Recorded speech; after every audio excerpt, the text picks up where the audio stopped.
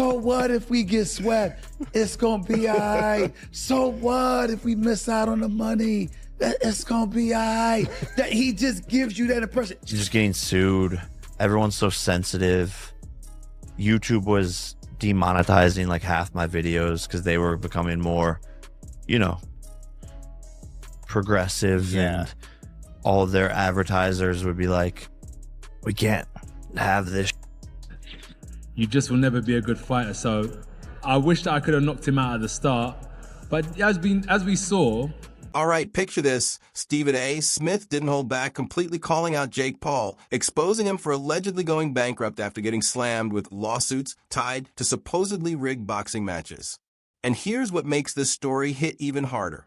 Stephen said risking all that money, chasing shortcuts and shady deals just wasn't worth it, because once the truth surfaces, the consequences are relentless, unavoidable.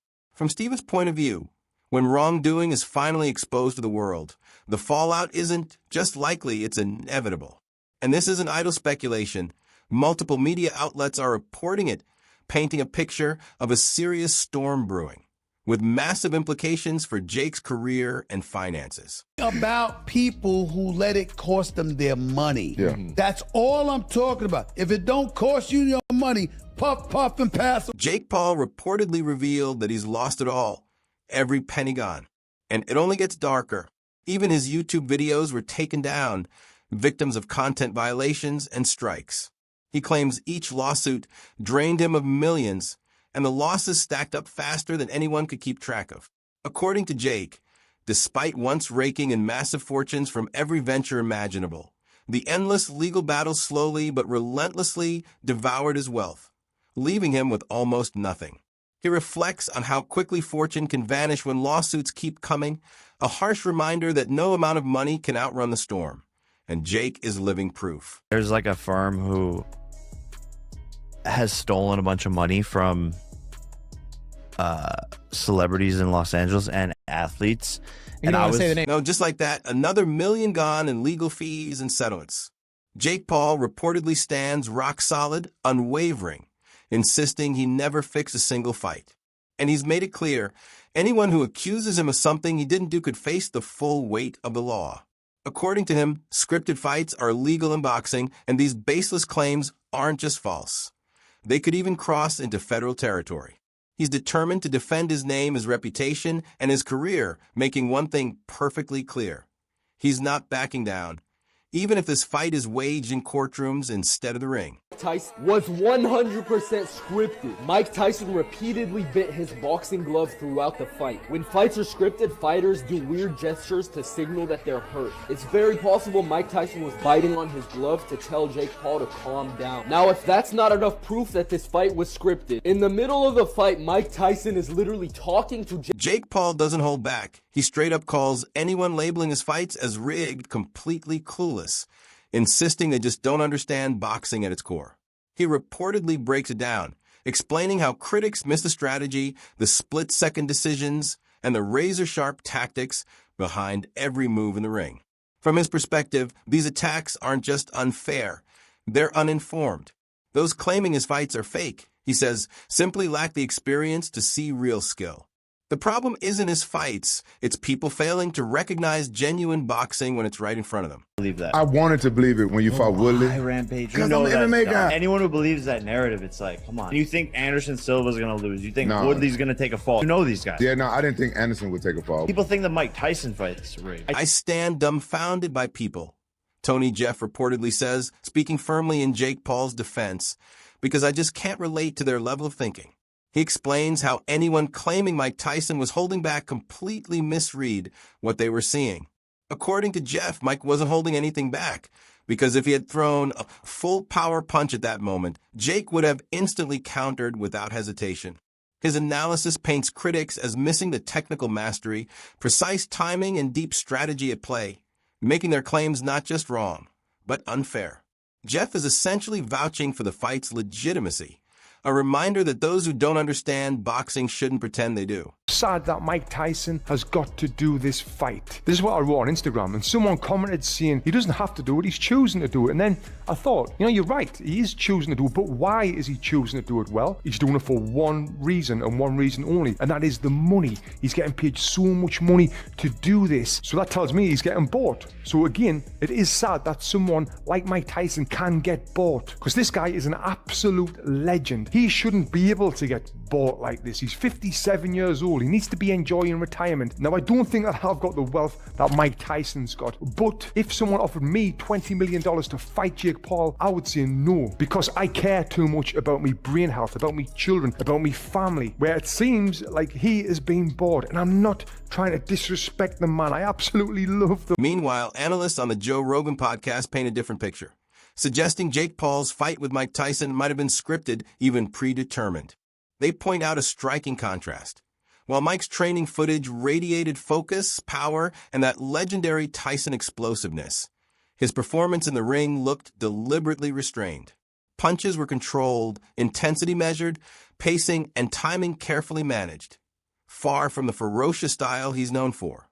To these observers, the fight didn't feel like a true battle, but rather a carefully choreographed display, staged for the cameras and the audience, with every exchange seemingly calculated for effect. To test himself against actual, not just world champion, but one of the greatest of all time. Are the fights even real? Like the Tyson fight? Like I saw video breakdowns of Tyson not throwing punches early on in that fight. I don't know if you watched any of those videos where like there's a left hook is 100% available. Tyson in training 99% of the time releases that punch, and he held out. Like, do you think that was a real fight? It looked like sparring to me. That's what it looked like. But like with an arrangement beforehand? Like, I wouldn't want to speculate because I haven't talked to anybody about it. But my educated assessment, agree. Yes. Agree. It looked like sparring. Jake Paul's recent bout with Anthony Joshua reportedly carried whispers that he tried to sway the fight in his favor, relying on careful strategy and calculated moves to control the outcome. But those plans didn't quite pan out. Instead, Jake spent much of the fight focused on survival, protecting himself rather than dominating the ring. Observers saw flashes of genuine skill and solid defense, proof of his preparation, but his overall approach felt cautious, defensive, a reflection of facing a world-class opponent like Joshua, operating on a completely different level. Analysts say it revealed a harsh truth. Even the most meticulous plans can crumble in boxing's unpredictable, split-second reality. In the boxing ring. Listen, so long as people will tune in and so long as Jake Paul is paid by Netflix or any broadcaster to air his fights, we're going to see this continue. And Jake Paul knows his business model, right? Now, this deviated, this AJ fight, which came together kind of last minute after the Tank Davis fight fell apart. But we know Jake Paul's MO here. It's find the most popular guy with the most physical disadvantages for me to fight. And Jake Paul has the benefit that he's turned himself into a villain, or in the pro wrestling circles, a heel. People tune in to watch. We did not tune into this fight to see competitive boxing. Most of us tuned in because we thought, here's Anthony Joshua. Here's a two-time unified heavyweight champion, a guy who physically just overwhelms Jake Paul. And we're finally going to get what Tyron Woodley and Anderson Silva, Nate Diaz were not physically fit, whether it be through their size, experience, or age to do, and that is knock out Jake Paul. And so because I don't really feel like we got that satisfying comeuppance that a lot of people have been waiting for, it kind of gives Jake Paul a little bit of mystique, I'd almost say, to still try and string this along. Now, I don't know in terms, he says he wants to be cruiserweight champion. I'm not quite sure what the competitive road there is, because let's make no mistake, the reason this fight lasted as long as it did is because Jake Paul focused exclusively on being elusive. He did his best, and kudos to him, right? He did a great job of not getting cornered. He was always on the gas until the gas sort of fell out from underneath him. And so I don't quite know, short of leveraging his popularity, how he's going to get to that title shot if he's not actually going to fight. A wave of shock and disbelief rippled through fans during the 7th round of Jake Paul's clash with Julio Cesar Chavez Jr. and here's why it felt so surreal. Some viewers claimed that online outlets had already crowned Jake the winner before the final bell even rang. Pause and let that sink in. Those early, unexpected declarations ignited a firestorm of debate across social media, leaving many to wonder if what they had just witnessed in the ring was real at all. But this fight wasn't an anomaly in Paul's controversial journey. It's part of a larger pattern. Critics have long noticed a familiar rhythm in his bouts. Carefully chosen opponents who fit a certain mold, media-fueled hype that maximizes attention, and victories that seem almost scripted before the fighters even step through the ropes. And in the shadows of all this spectacle, serious questions linger about what's really unfolding behind the scenes. Jake Paul and Julio Cesar Chavez are currently right now in the 7th round of their fight. But when you go to Google and Google the fight, it gives an accurate breakdown of all their past fights. And then it comes to the current fight, and it says that Julio Cesar Chavez Jr. loses a unanimous decision to Jake Paul in 2025. The fight has not even played out yet. Yet they're saying that this is the end results as they are fighting right now, currently as it stands. This leans testament to the fact that people state that Jake Paul has his fights fixed. What's your thoughts on this? This is nasty work. Unbelievable. This is Google. Google it yourself. A wave of shock and disbelief rippled through fans during the 7th round of Jake Paul's clash with Julio Cesar Chavez Jr. And here's why it felt so surreal. Some viewers claimed that online outlets had already crowned Jake the winner before the final bell even rang. Pause and let that sink in. Those early, unexpected declarations ignited a firestorm of debate across social media, leaving many to wonder if what they had just witnessed in the ring was real at all. But this fight wasn't an anomaly in Paul's controversial journey. It's part of a larger pattern. Critics have long noticed a familiar rhythm in his bouts.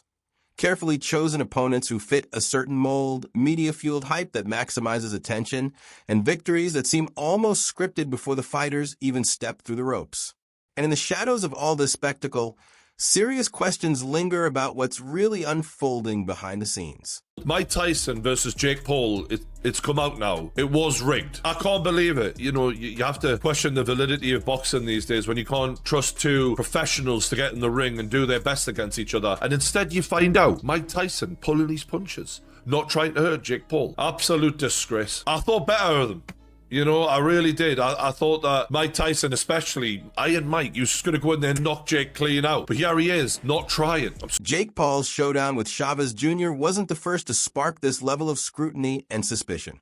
From the very start, his approach to fight seems to straddle the line between real competition and a spectacle crafted purely for views and money. Observant fans have spotted a pattern that repeats like clockwork. Opponents long past their prime, matchups designed to rake in pay-per-view numbers, and a sense that outcomes are subtly steered to protect Paul's undefeated streak.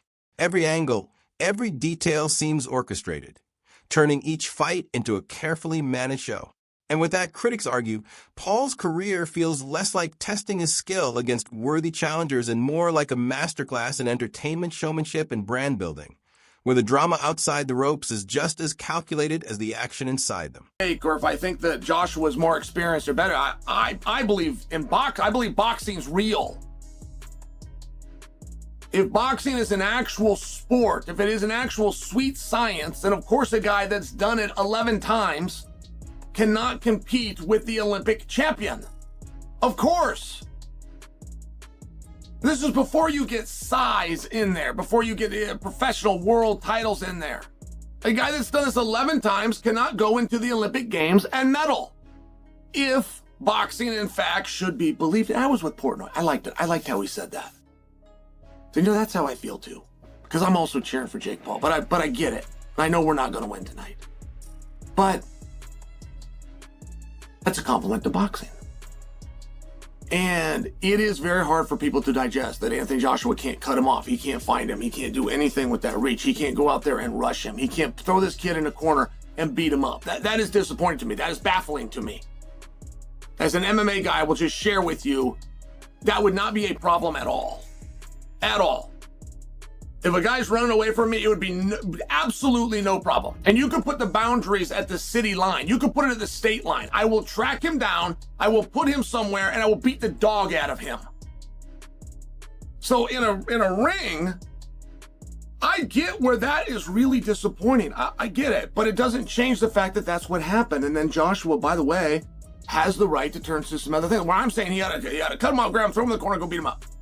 Well, I'm saying that Joshua has the right to go, nah, I could feel some stuff. I knew it was going to come my way, right? For Joshua to say, well, I had the experience, and yeah, he was moving, and yeah, I could have cut him off a little different. But I didn't mind the way this was going. I didn't mind that he was running. I knew he would slow down. I knew he would come to me eventually. Like, for that to be Joshua's mindset. When Chael Sonnen stepped in to comment, his expert perspective cast the situation in an even stranger, more suspicious light. How could a fighter with just 11 professional bouts suddenly be matched against opponents with decades of experience and Olympic pedigrees at the highest level? Sonnen's analysis hit at the heart of it. From a sporting standpoint, it simply doesn't make sense. From his seasoned viewpoint, boxing careers are usually built step by step, but these bouts feel engineered, manufactured to craft dramatic storylines and headlines, not to offer real competition. Each fight seems designed to create viral moments to grab attention, rather than to genuinely test skill inside the ring. Upstairs is open, and I was surprised that he wasn't going there, but, you know, any of this nonsense, script, bullshit, like, if you subscribe to that notion, you're an absolute idiot. You're an absolute idiot. There is no reason for, you know, first of all, you go to jail. Why would Netflix, the biggest streaming platform in the world, partake in anything like that? Just use your brain. And MVP, too much to lose. You go to jail. Federal effing prison. AJ, like, for what? For what? He doesn't need it. He doesn't need more money. It's great, but to risk this? No. Look at what's going on with the gambling. No way. There's no way. My respect for Jake has grown. I know people don't like to give him credit. You fight amateur, influencer, pro boxing. You have my respect. I don't care what kind of fighter you are. I don't care how many wins you have. You step through those ropes, you have my respect. He lasted 6 rounds. Most didn't think he would. I think the line as far as how many rounds was 2.5. So clearly most people thought he would be out of there around that point. And I think a lot of people were going with the under. He had some moments. He had the antics. You know, obviously the takedowns and all that weren't great. But golly, I think he was tired. You know, the ring was bigger, and everyone said that was going to benefit him, the 22x22 ring.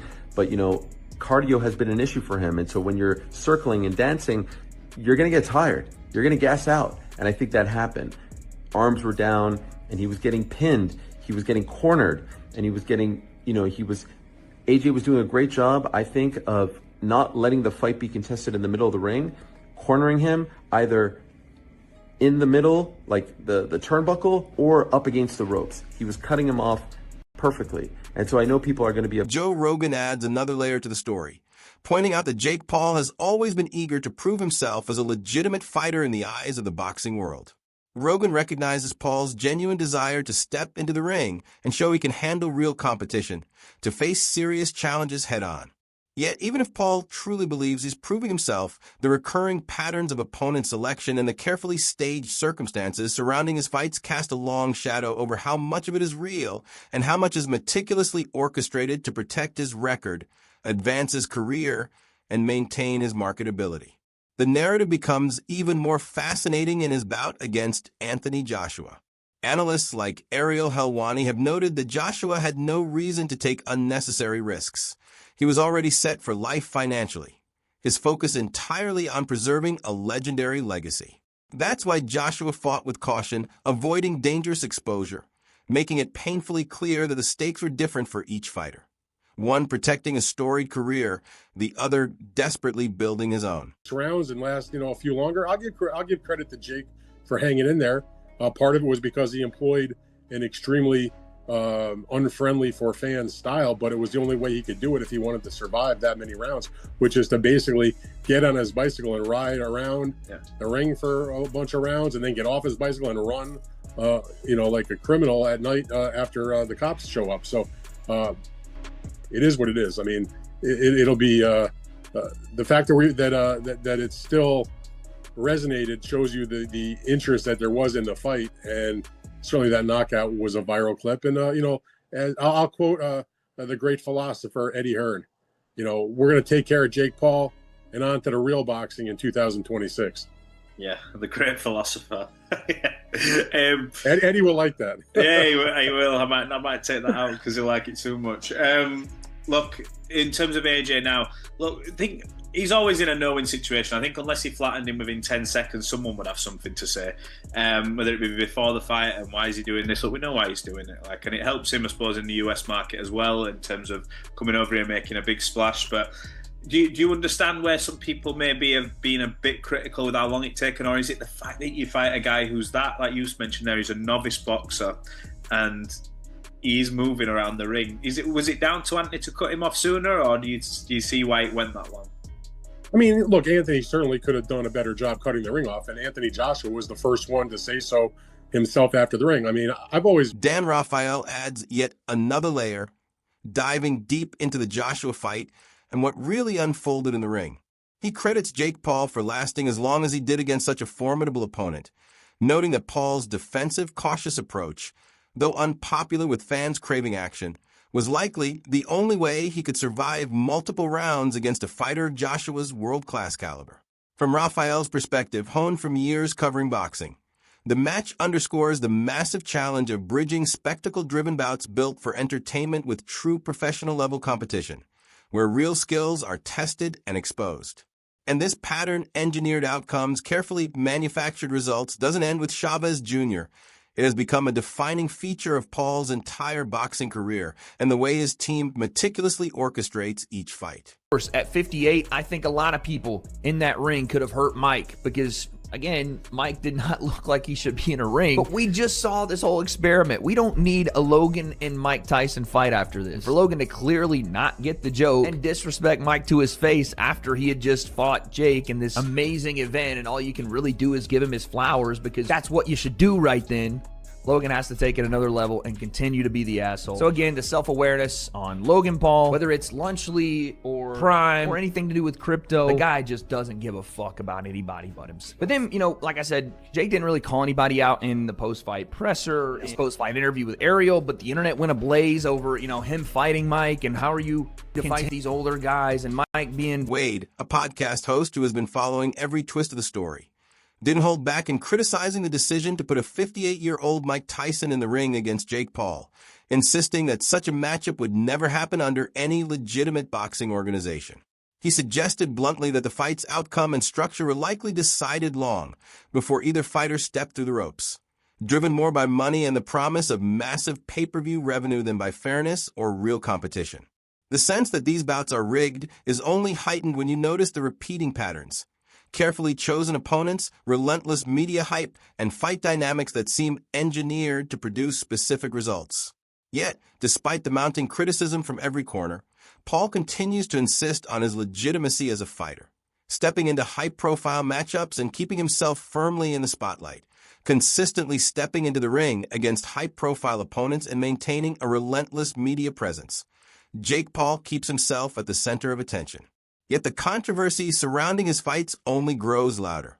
Observers note that while Paul shows real skill in certain areas and undeniable endurance in the ring, the highly managed nature of his bouts, facing opponents past their prime, relying on defensive strategies that minimize real risk, and promoting fights to maximize revenue, fuels the belief that many of his matches are more spectacle than sport.